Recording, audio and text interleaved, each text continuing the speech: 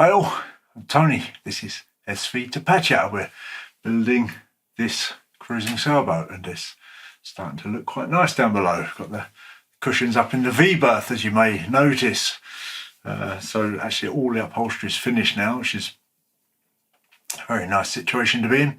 And down below we're getting very, very close. I want to start this week. It's a major thing, I think a major thing coming up this week. A problem that reared its very, very ugly head. I shall attempt to explain the problem, why it happened, how it happened, and my solution to it. And it's quite possible that my solution to the problem won't be to everybody's liking, but it's certainly to mine anyhow. But we'll start off. You remember last week I was fitting keel bolts into the steel keel box, and I had a couple in place, I think, at the end of last week. So clearly the first job was to continue fitting those bolts.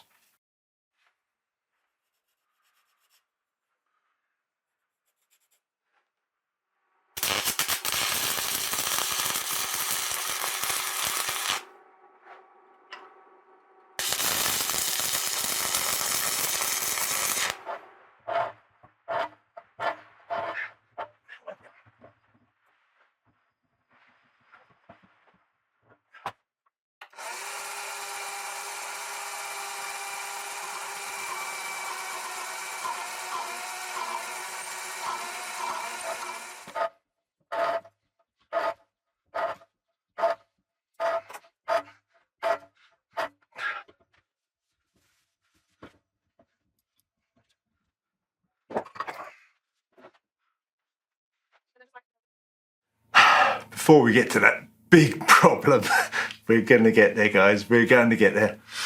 There was a small issue this week, a tiny issue. Several people have asked me about this Ipotools inverter welder, which is I'm really, really happy with. Great little tool. It doesn't weigh very much. I'm going to guess, I don't know, a couple of kilos, I'm guessing. And I guess one of the problems with that is that it hasn't got much weight about it. So what happened, of course, was that at some stage I managed to get my foot tangled in the electricity lead running up to it, dragged it off the bench, and it fell on the floor. And that, well, afterwards it was making a dreadful noise, and it was fairly obvious that in the back here we've got a cooling fan. It was fairly obvious that the cooling fan had broken, and for a while it made an awful noise, and then it started running intermittently. Well, I went on the website for the company. It seemed to be a German company, and they offer a 5-year or a 7, I think it's a 7-year guarantee. It's a good guarantee they offer on it anyhow.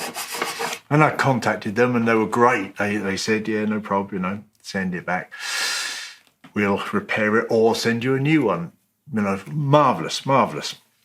But, I felt guilty, let's be honest. It was my fault. There's no reason why they should give me a new one, is there?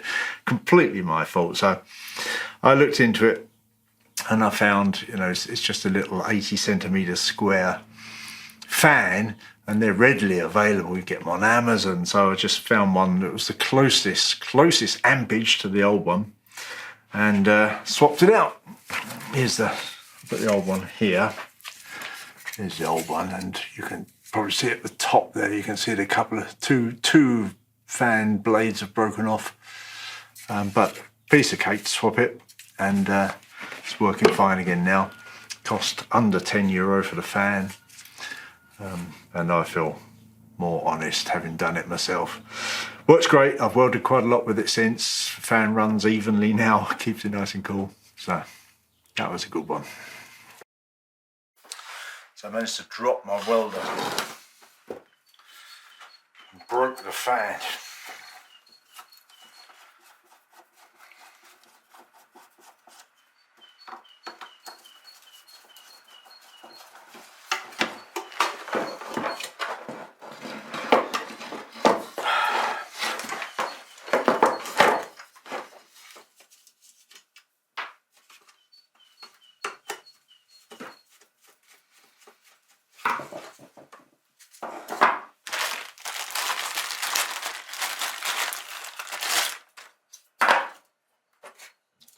It's thick.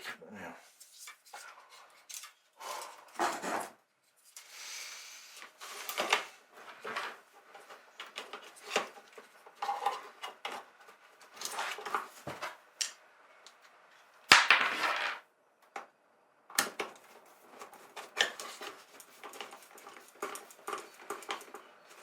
Seems to be okay.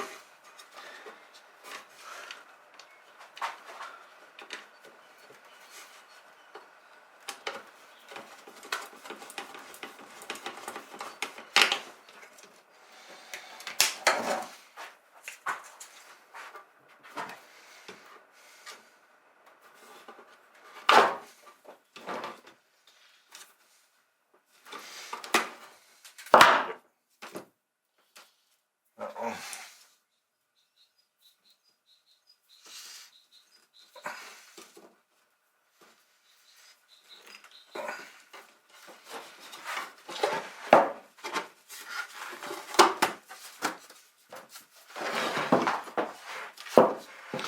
Plug it in and see what happens, shall we?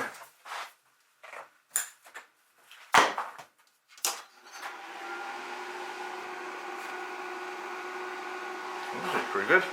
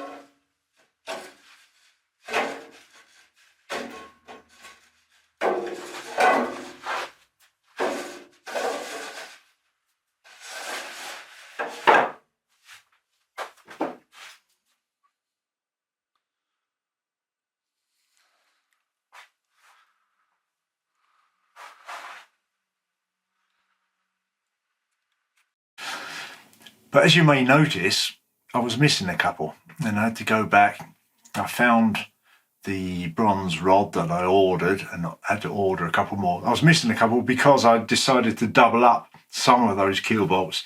The design has all the keel bolts singular in one line and I wasn't happy with that. I wanted some doubles, spread the loads a bit more to my liking. So I went back, ordered some more bronze and it arrived. And it was time then to get that in place, machine it and prepare it and fit them.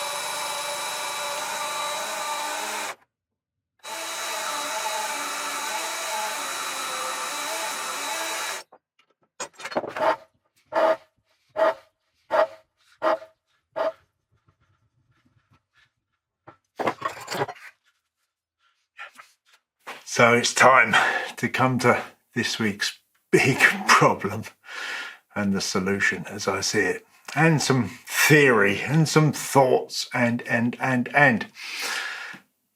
it started. So I was now in the very nice position of having all of the bronze bolts machined and fitting, but one of the new bolts wasn't quite upright. No, it was sitting at a bit of an angle.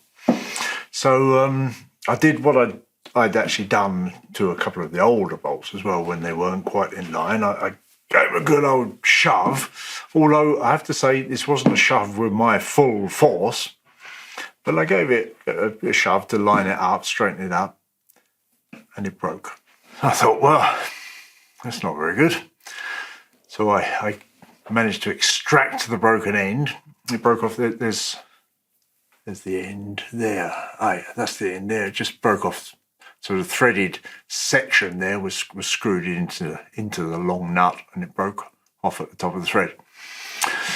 Well, I extracted that, used a stud extractor, got it out, swapped it for one of the other new pieces of bronze, screwed that in there, and it was also not quite. Gave it a shove, it broke. It broke quite easily. Now, I have to say, I bought the second batch of bronze I bought was the same material. I was careful about that, same material as the first batch. But several of the first batch I'd lined up without any issue. So it's the first thought, and I've got many thoughts I'm going to attempt to share with you here. Bronze, obviously bronze isn't bronze. There are all sorts of alloys, and we live in a very simple world where we call something, silicon bronze or phosphor bronze or aluminium bronze, but that doesn't reflect the reality. In fact, there are loads of different alloys of each of those categories.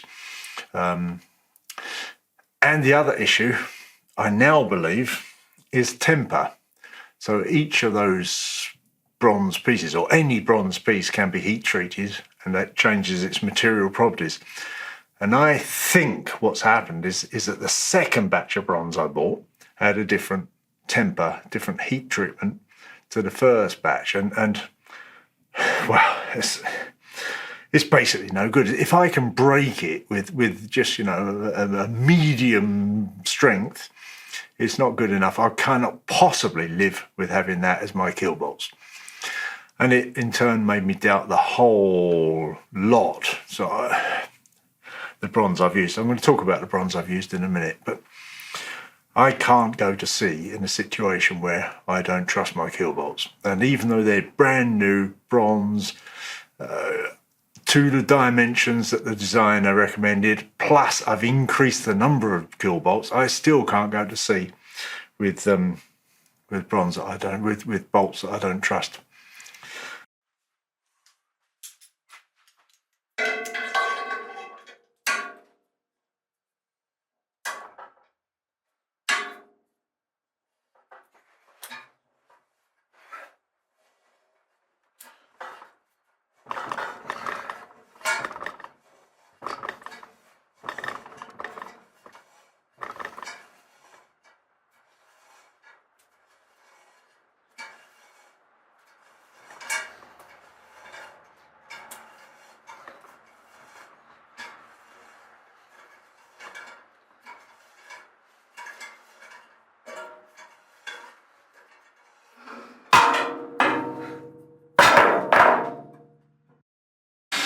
So, bronze.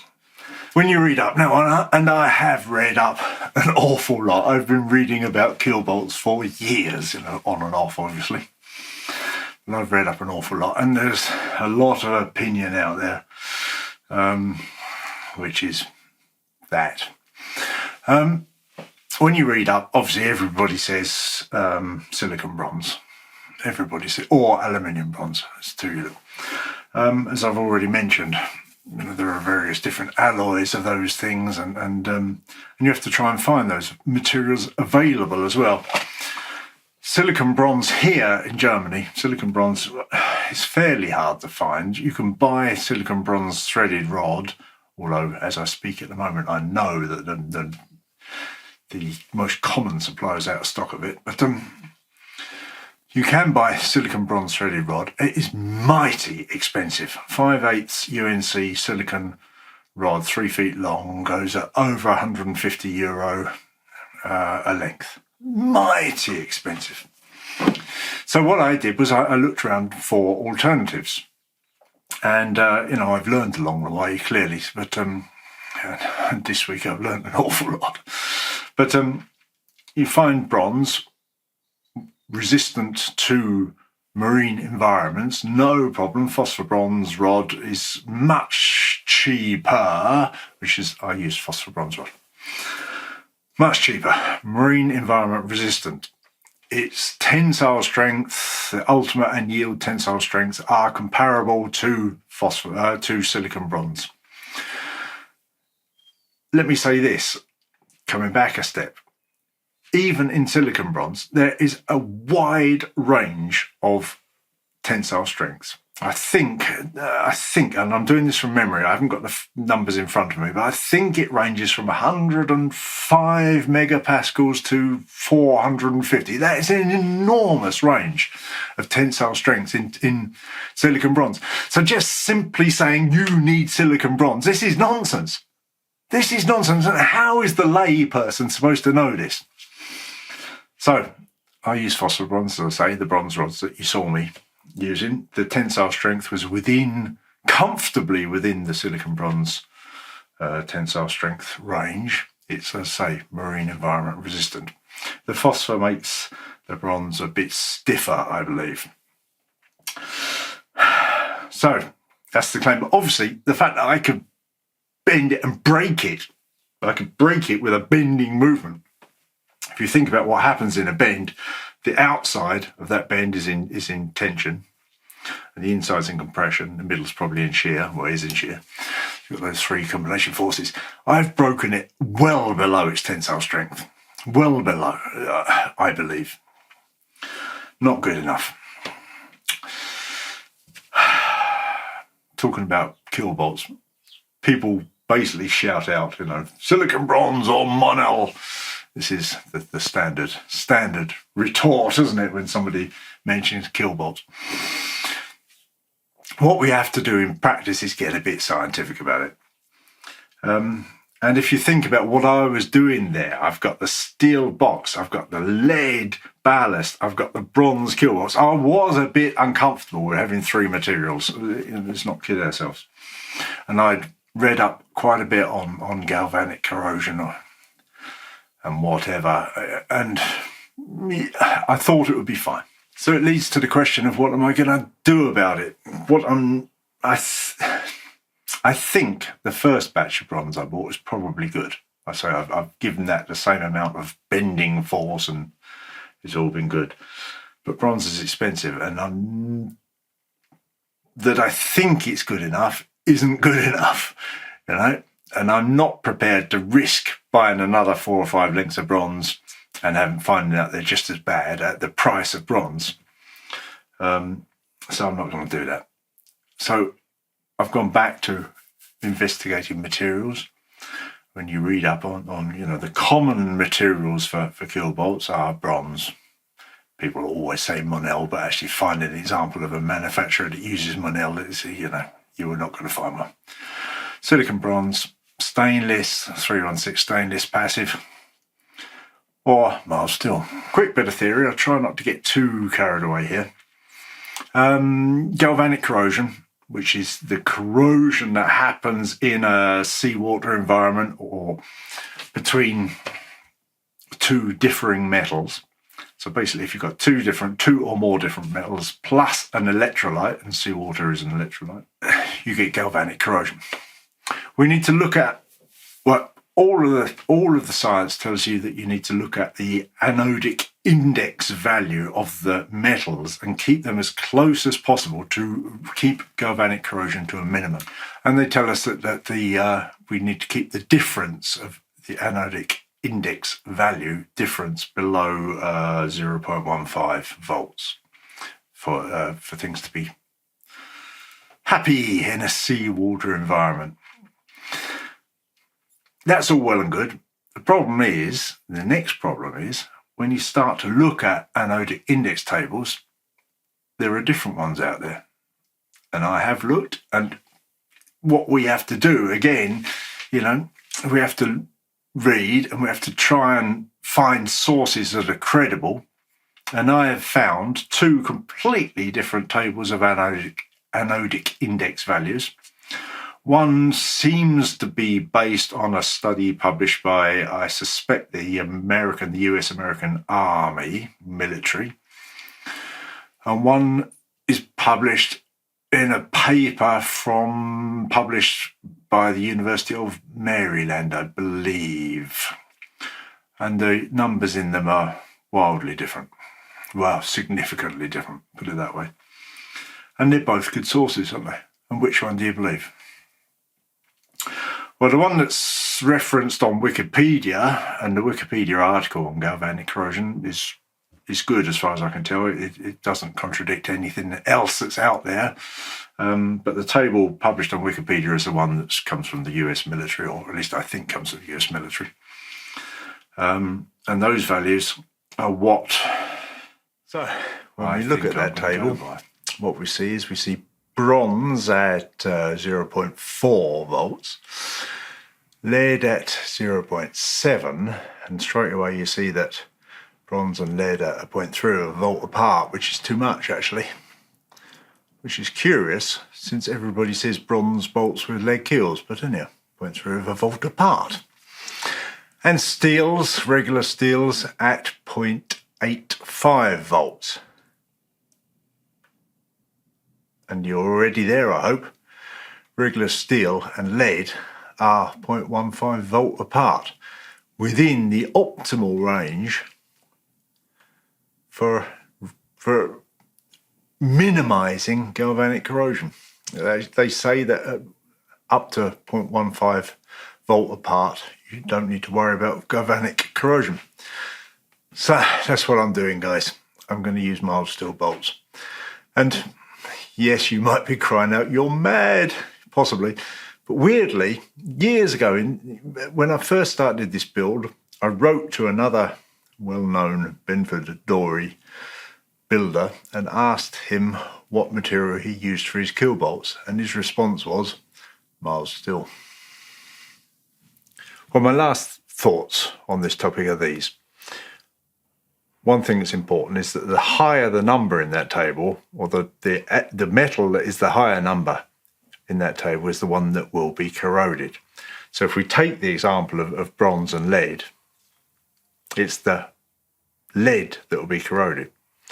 Another thing you have to bear in mind is that corrosion is also influenced by the quantity of the material. So if the bronze is corroding the lead, to keep it simple, but the bronze has a very, very low mass compared to the mass of the lead, then you won't get much corrosion. So actually, bronze bolts in the lead keel do work.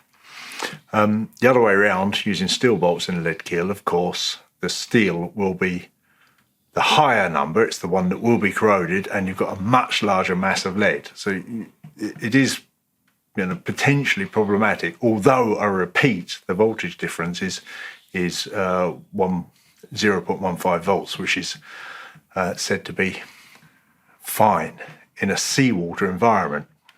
Higher numbers okay in less harsh conditions, but even in seawater environment, that's a fine number. Should be good. And the other thing to bear in mind, this is all only relevant if an electrolyte is present. If you can seal the seawater out, no issue. And that's what I'll be trying to do, certainly. I'll be covering the entire thing in epoxy. The bolts, the steel, keel, everything will be painted with a zinc rich epoxy sealer, and then epoxy primer sealer after that. So I'll be sealing things thoroughly. There'll be an epoxy bog between the keel, ballast keel, and the wood. The wood's all completely encapsulated in glass and epoxy, as I say. So the goal is to keep the seawater out as best possible. Plus, of course, the one last thing is that zinc has an anodic index of 1.25 volts. So by strapping a couple of zinc anodes onto the outside of the steel keel, the zinc will protect absolutely everything.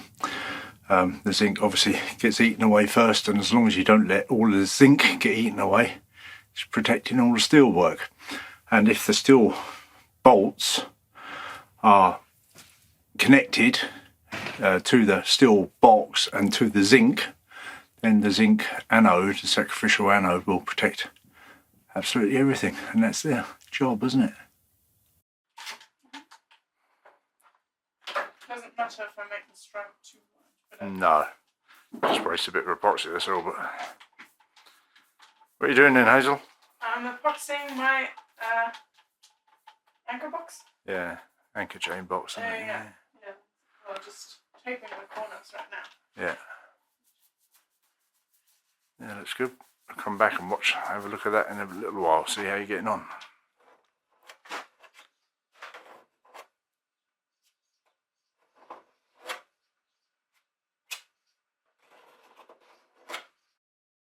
And that's it for this week. Thanks for watching. Thanks for listening. We'll be pushing on. I've got the solar controllers and some wiring to do. Should be getting on with that soon. I'm also making a start on the smelting pot for the lead, and certainly hope to be pouring lead very soon. We're getting there. Maybe even in the next couple of weeks, I hope to be pouring lead. So, as I say, thanks for watching. Give us the old thumbs up. Hit that subscribe button, please. And massive thank you to everybody who supports us on Patreon, PayPal. If you'd like to support the project, get over to the Patreon site. Link coming up. See you later. Bye.